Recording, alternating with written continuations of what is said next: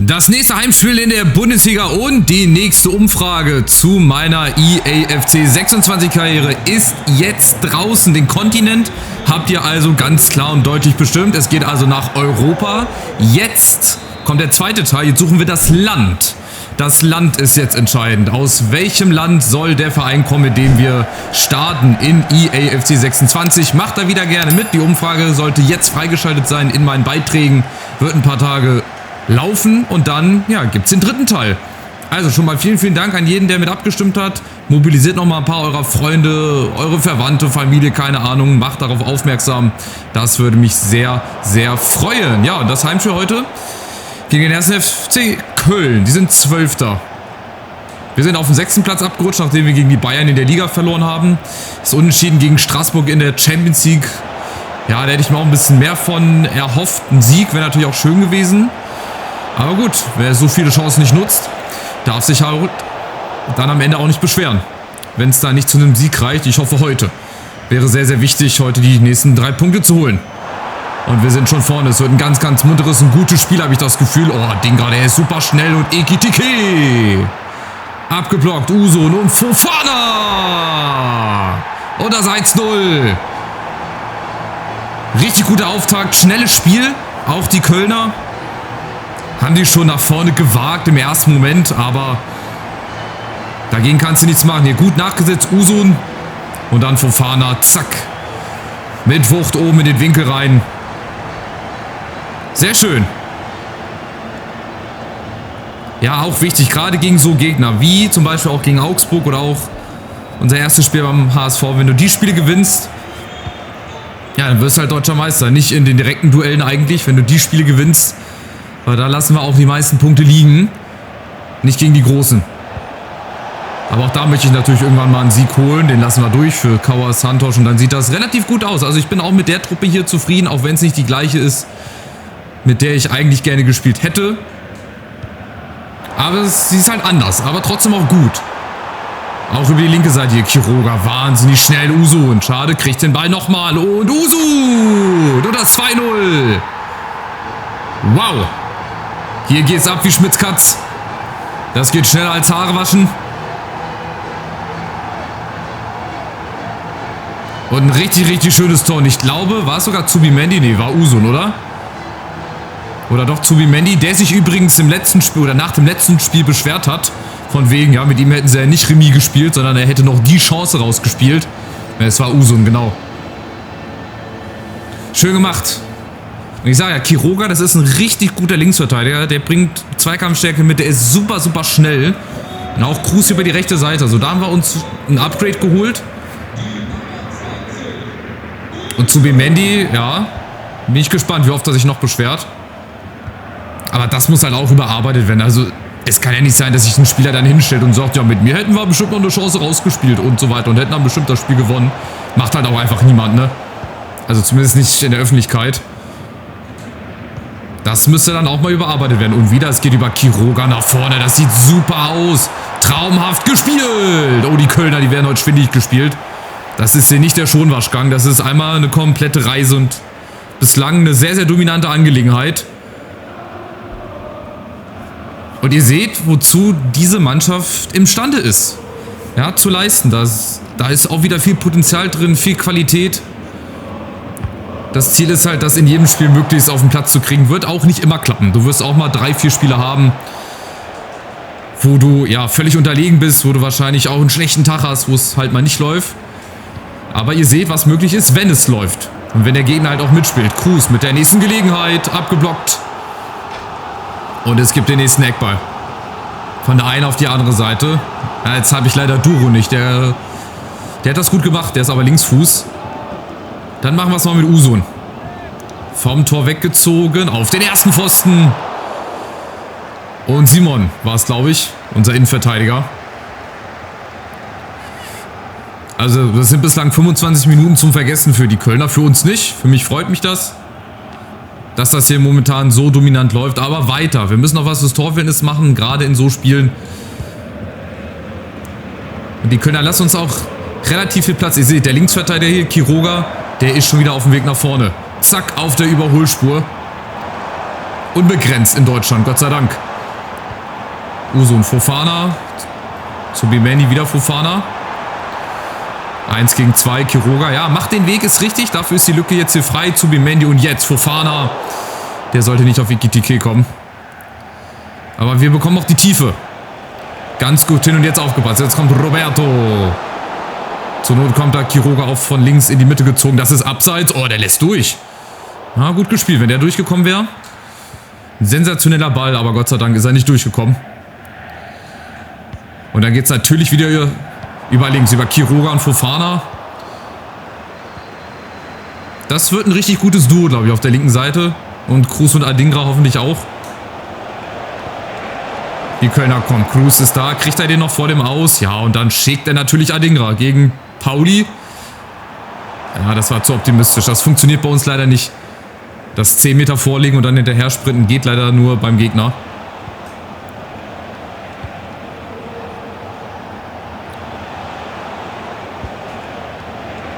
Wieder die Chance über den Flügel. Da ist jetzt mal ein bisschen Platz leider, aber Quiroga ist da.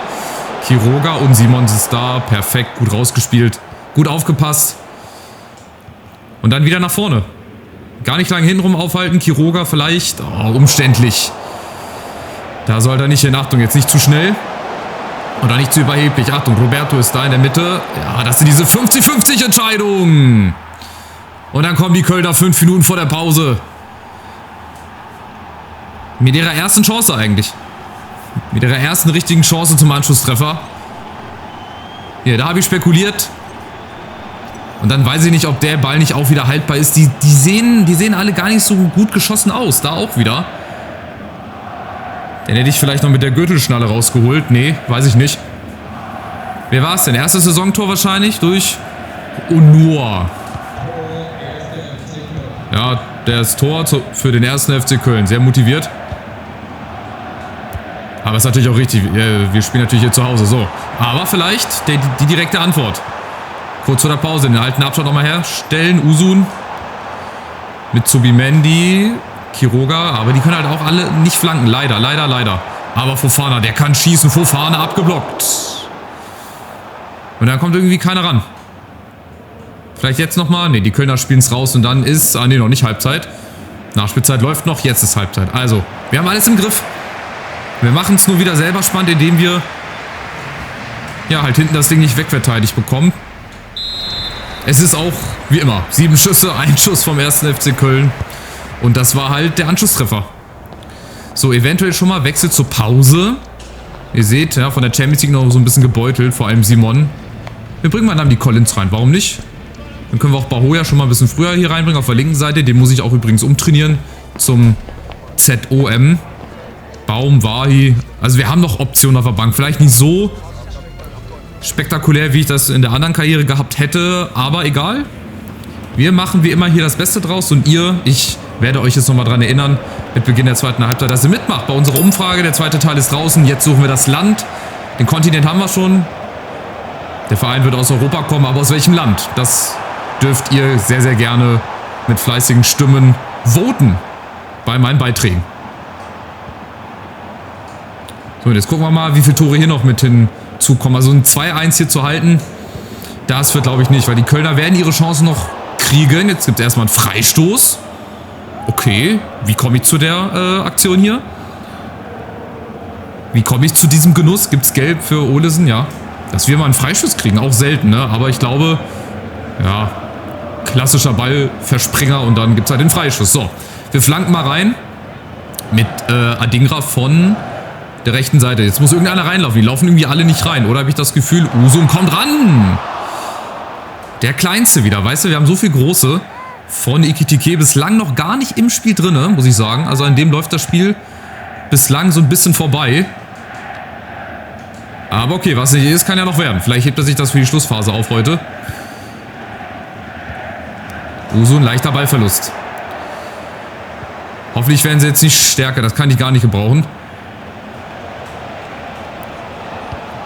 Ja, Zubimendi auch der. Rein in die Zweikämpfe gewinnt. Zur Not mal ein Foul ziehen, aber wir kommen nicht ran. Rekoba. Für den FC. Die Flanke kommt. Cruz ist da, kommt nicht ran. Und die Kölner, auch wenn der nicht gefährlich war, aber sie kommen. War das Martel? Nee, Aslani. Auch wenn die momentan nicht so gefährlich waren, die Chancen, aber alleine schon, dass sie so viel Zeit hatten, den rauszuspielen. Oh, gut gerettet von Cruz, der war nicht so einfach. Und dann der leichte Fehler. Also jetzt auch wieder unverständlich. Wir machen uns das Leben selber schwer. Zu leichte Ballverluste. Oh, und dann Rekoba, guckt euch das an. Da kommt keiner ran. Collins auch nicht. Und dann der Ausgleich. Unfassbar. Ohne Worte, unverständlich, wie die uns herspielen jetzt die letzten Minuten. Und auch so leicht. Auch dieser Zweikampf in der Innenverteidigung. Ey, wir spielen nicht in der Kreisliga oder Kreisklasse. Ey, da muss ein anderes Stellungsspiel her. Das zum Beispiel von Brentford wieder. Dieser Ausfallschritt ins Leere. Ja, und dann geht er natürlich rein. Also da wollte ich dann gar keine Hoffnung haben. Der geht bei jedem rein. So, nun haben wir uns mit dem zweiten Schuss der Kölner den Ausgleich eingeheimst. Aber gut, wir machen weiter. Adingra, vielleicht schlagen wir jetzt zurück. Vielleicht ist mal Ekitike hier im Spiel drin. Ekitike zum ersten und zum zweiten kommt er leider nicht, weil dann der Gegner natürlich dazwischen steht. So, aber trotzdem, es ist noch genug Zeit, über 20 Minuten. Jetzt hier schon alles nach vorne werfen bringt halt nichts. Wir müssen weitermachen. Irgendwann werden sich die Chancen ergeben. Oh, der ist aber lang in der Luft. Bisschen umständlich. Adingra, Ekitike, Usun laufen ein. Ekitike hinten, komm, setz dich durch. Aber das ist auch ein Zweikampfverhalten bei den Kopfbällen. Ey, mein lieber Freund, du liebe Zeit. Und wieder kommen die Kölner über Olesen. Gashi, nächste Chance. Oh, die drehen das Spiel komplett. Rekoba, es ist nicht zu fassen.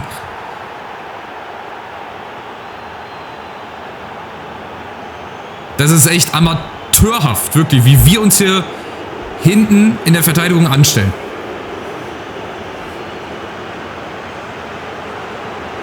Die ganze Abwehr aufgelöst, niemand ist da. Die Grätsche natürlich zu spät, dass der reingeht, das stand auch wieder schon im Buche geschrieben. Habe ich mir sagen lassen, aber hier, 3, 4 Kölner vorne, die spielen auf einmal wie ausgewechselt. Warum? Mit welcher Begründung? Das hat schon so ab der 50. Minute angefangen. Nach dieser vergebenen Chance durch den Kopfball und es setzt sich jetzt fort. Unverständlich, als hätte irgendeiner den Stecker gezogen in der Halbzeit. Als hätten die irgendwas in die Trinkflaschen reingekriegt, was nicht legal ist. Also irgendwie, egal, weiter geht's. Der Ausgleich vielleicht. Jetzt muss er aber, ja, Ekitike, er muss passieren, er musste passieren. Und das ist auch wieder eine Werbung für meine Karriere. Also wenn ihr noch nicht abonniert habt, Spektakel, viele Tore, viele Emotionen, also was Besseres gibt's nicht, würde ich sagen, oder? Aber das geht dann wieder, weißt du, der Ball in die Tiefe, ganz einfach. Ey, ich verstehe dieses Spiel manchmal nicht, ich verstehe das schon seit Jahren nicht. Man fragt sich zwar immer wieder, man wundert sich immer wieder, aber man kann es nie so richtig erklären. So, nächste Chance. Vielleicht der Doppelschlag, natürlich. Ekitike, oh, könnte Abseits sein, ist kein Abseits. Adingra! Natürlich geht der da nicht rein. Weißt du, der von Ekitike ist und dann die Chance gerade war im Prinzip die gleiche. Aus selber Position, aber der geht dann halt nicht rein. So, Leitsch mal für Brentford. Linksverteidiger, Baum, der kann auch offensichtlich Linksverteidiger. Ja, dann macht er mal die linke Seite. Matos, Listisch, ja, Usun lasse ich nochmal, der ist gut drauf. Ja, beschwert euch nur. Motzt mal ein bisschen rum. Ihr seid die Ersten, wenn wir treffen, die dann jubeln. So. So, und der Fehler der Kölner und Duro mit seiner ersten Chance, das muss das 4-3 sein. Echt Kopfschütteln. Spiel gedreht. Innerhalb von 10 Minuten. 5 Minuten, lass es 5 Minuten gewesen sein. Hier, zack, der Fehler. Und endlich mal nutzen wir diese Chance. Duro. Eiskalt. So muss es sein. Aber da fragst du dich doch jetzt wieder, ne? Ihr bestimmt auch und ich mich auch. Wieso dann die 3 Gegentore? Warum? Warum 10 bis 15 Minuten einfach gähnende Leere hinten? Zu viele Fehler, Unaufmerksamkeit? Keine Ahnung. Naja, wie gesagt, mein Torverhältnis am Ende, wenn ich wieder über 100 Tore habe, dann habe ich wahrscheinlich auch über 40, 50 Gegentore. Muss Das kann gar nicht anders sein. Adingra. Und die Kölner sind halt immer noch nicht raus, ne? Oh, pass auf, oben. Könnte da durchgesteckt werden. Ja, das war aber abseits. Jetzt Aslani wäre... Oh, Santos. Gut, dass er Brasilianer ist. Gut, dass er den so kontrolliert bekommen hat. Ansonsten wäre er reingegangen. Dann wäre das ein blitzsauberes Eigentor geworden. So, Usun. Nächste Chance. Duro läuft durch. Kriegt er. Ja, der nächste Doppelpass mit Bahoya. Aber es ist gar nicht möglich, schnell zu spielen, weil, wie immer, die KI schon vorher weiß, was man macht. Die Passwege zustellt, genau mitläuft, uns wie so eine Zecke am Hintern klebt. Kannst du nichts machen, aber trotzdem, wir haben die größere Qualität. Wir müssen das jetzt hier zu Ende bringen. Wir müssen das zu Ende bringen. Zur Not spielen wir es jetzt einfach ruhig runter. Ich will das Ding hier gewinnen. Oder noch eins oben drauflegen. Duro ist da. Was ist denn das für ein Zuspiel? Aber was er draus macht, das ist sensationell. Und die Entscheidung.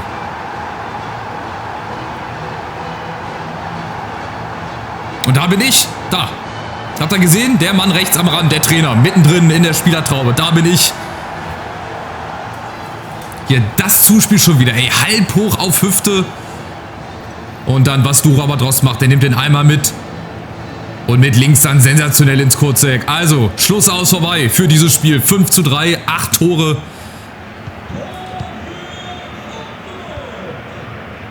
Ja, und dann geht das so weiter. Was bei anderen außergewöhnlich ist einfach hier normal. Und das Spiel, oh, Achtung, es gibt noch das 5:4. Roberto, natürlich! Warum auch nicht? Und ich kann nichts machen. Ich kann das nur nochmal bestätigen zum 10.000. Mal. Ich kann da nichts machen. Überhaupt nicht. Verteidigung steht so hoch und dann aus der Entfernung, ey, Bruder, sei mir nicht sauer. Da ist dann auch nur Zuschauen angesagt. Nur Zuschauen. Und man weiß schon, dass diese Bälle reingehen. Das ist das Krasse an diesem Spiel, dass es so vorhersehbar ist, dass du weißt, aus welchen Situationen der Gegner ein Tor macht. 5:4. Muss auch bitter sein, als Gast hier 4 Tore zu schießen und dann trotzdem als Verlierer vom Platz zu gehen. Also noch ist es nicht so weit. Ich möchte das noch nicht hier beschreien, weil es ist noch ein bisschen zu spielen. Vielleicht eine Minute Nachspielzeit. Es gibt noch 2 Minuten oben drauf, aber das müsste jetzt eigentlich gegessen sein. Das dürfen wir nicht mehr verlieren. Wir haben den Ball weg von unserem eigenen Tor. Vorne nochmal Duro vielleicht. Kriegen wir den ins Spiel. Will er nochmal? Er will nochmal.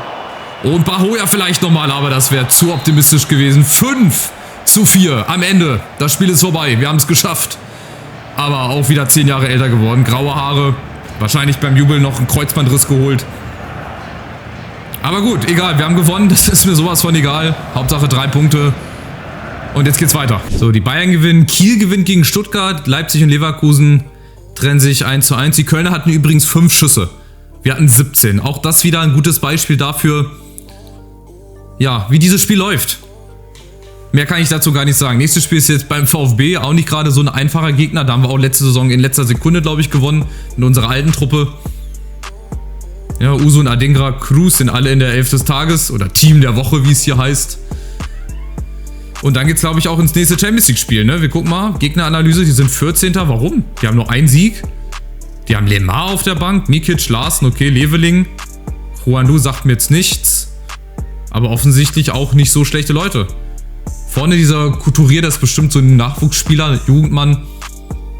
Also, unverständlich, warum die so weit unten stehen. Aber was willst du machen? Steckst du nicht drin. So, neue Nachricht von Pinto. Vom nächsten Match hängt viel ab. Ja, ich denke drüber nach. Da können wir auch mal rotieren. Also wir können ja zum Beispiel Santos in der Champions League dann wieder einsetzen. Er in der Liga. Oder andersrum, weiß ich nicht. Gucken wir mal kurz auf die Tabelle nach 4 Spielen. Sind ja trotzdem gut mit dabei. Wir haben die meisten Tore geschossen, mit 9 aber auch schon wieder die meisten bekommen. Hat sonst noch einer 9 Gegentore. Ja, Heidenheim. Guck mal, selbst Freiburg als 12. hat nur 4 Gegentore, hat aber auch nur 2 Tore geschossen. Das ist halt auch der Unterschied. Leipzig, Wolfsburg, Leverkusen zwischen den ganzen Werkclubs und den ganzen Konzernen. Gladbach, Hoffenheim 7., Hamburg 8., 9. Darmstadt, Dortmund 13., die kommen auch jetzt so Stück für Stück nach oben. Ja, und wir werden wahrscheinlich oben mitspielen. Also ich kann schon mal prognostizieren, wir werden oben uns irgendwo dann wiederfinden am Ende der Saison. Ob wir Meister werden, weiß ich nicht. Ob wir Champions League-Sieger werden, ist auch mal dahin gefragt. Aber mal gucken, wie sich die Saison entwickelt. Es kann in die eine oder auch in die andere Richtung gehen. Das weiß man bei diesem Spiel nie. Also, und ihr denkt daran, nochmal abzustimmen. unter meinen Beiträgen. Zweite Umfrage ist draußen. Aus welchem Land soll unser Verein denn kommen? Ich bin gespannt, wie es ausgeht. Und dann sehen wir uns wieder zum nächsten Spiel beim VfB Stuttgart. Mit genauso viel Spektakel. Das glaube ich auf jeden Fall. Macht's gut. Ciao, ciao.